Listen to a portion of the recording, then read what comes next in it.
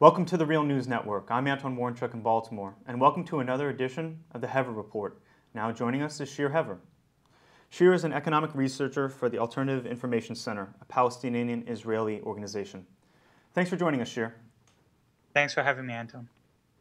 So recently, Israel announced that it's going to privatize $4 billion worth of state-owned industries in order to pay off its high national debt. Can you talk about the significance of this?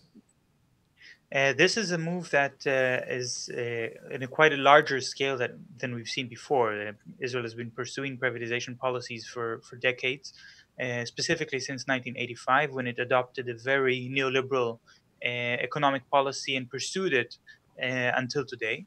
But I think the divergence is the point where Israel is not just any other Western country which adopts privatization policies as part of its neoliberal approach. We see these policies all around the world, but the divergence is because Israel is also facing the kind of expenses and the kind of economic challenges that most countries don't experience, and that has a lot to do with the occupation of Palestinian territory and the repression of Palestinian resistance.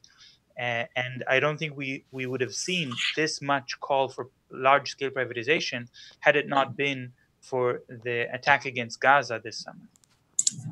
And what industries will we see sold off? Well, the plan that the government is discussing and gave a preliminary approval for is 11 companies worth a total of $4 billion.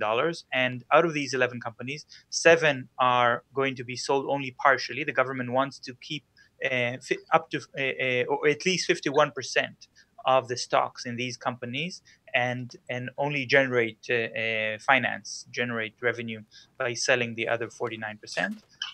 And 4 other companies are to be sold completely, 100% to the public or to private investors.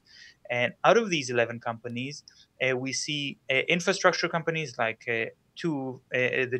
only 2 Israeli commercial ports, seaports, and Israel's electricity company, Israel train system is to be privatized. But interestingly, also 3 arms companies are on that list. And in fact, these 3 companies are in the state-owned armed industry of Israel. Of special note is Israeli aerospace industries. This is not only the biggest arms company in Israel, but also the second biggest industrial company in Israel. So Shir, when the privatization plan was announced, port workers at the Haifa port went on strike, and I think it was about a day or 2 later, the courts ordered them to go back to work.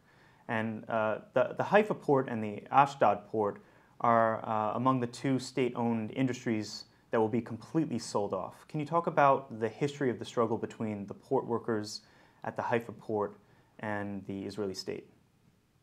Well, that's part of a long feud between the Israeli government and actually Netanyahu, the prime minister, even when he was minister of finance and prime minister beforehand, has attempted again and again to lower the wage of the port workers and to threaten them with privatization. He even at one point threatened to allow the Palestinians to open a seaport in Gaza in order to create competition for the Israeli ports.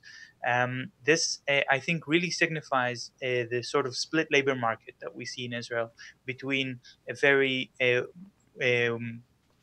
well-established labor force in the government companies, in the large public sector, and the much larger labor force, which is completely disempowered, denied of rights. And the reason for the very deep gap between these 2 groups of workers is the fact that there are also Palestinians who can be used as a cheap labor force without any rights at all. And now that most of the Palestinians have been marginalized and expelled from the workforce, Israel has imported labor immigrants to take their place. So these port workers are trying again to go on strike in order to prevent the privatization. But in fact, the Federation of Trade Unions in Israel, the Histadrut, which has over the past decades become mostly an organization just to defend those better organized workers and better paid workers. The Istadrut rarely goes out of its way to defend the rights of low wage workers, but they have actually called for a large struggle with 43,000 workers in all of these 11 companies that are slated for privatization. And they could start calling for strikes anytime now.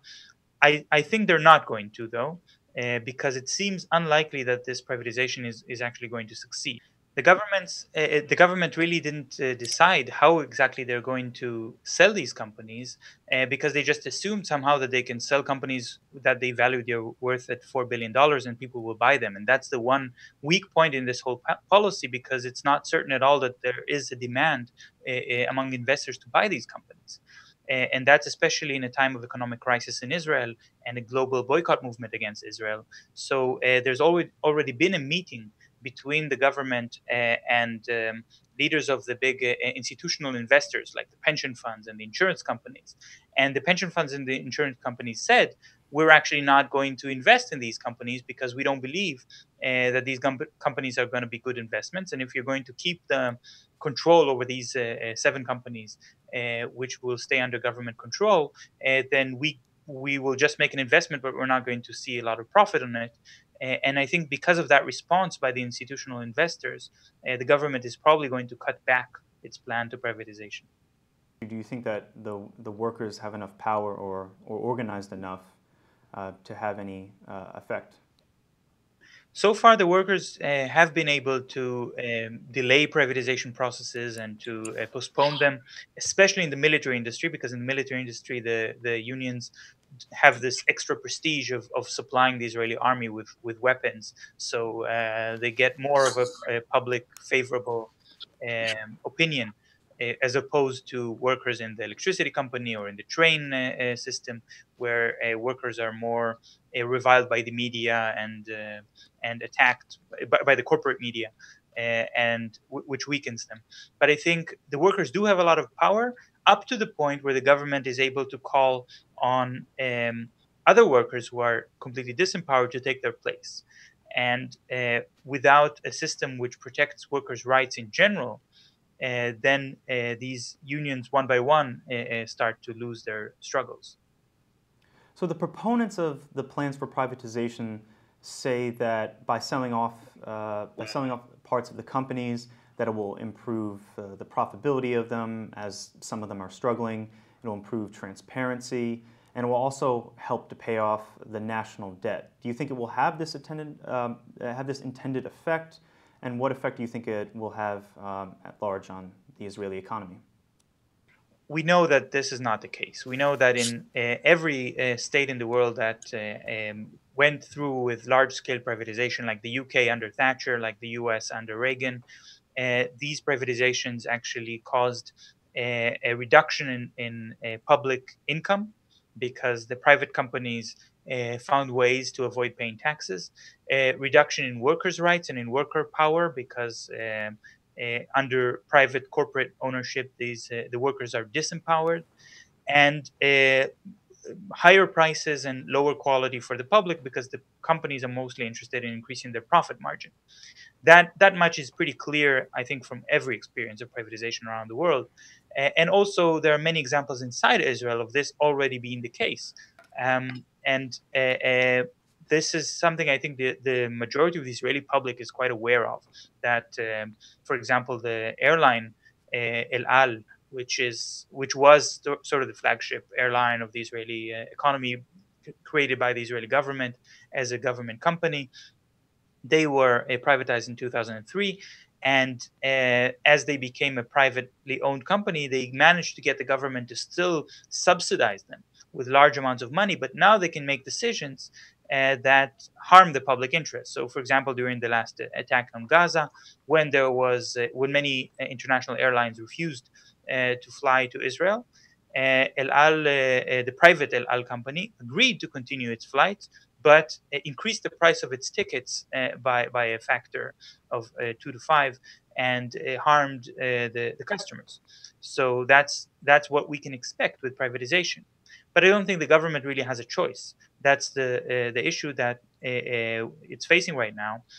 Probably the largest fiscal crisis in Israel's history since 1985, since the original plan for a neoliberal project has been adopted.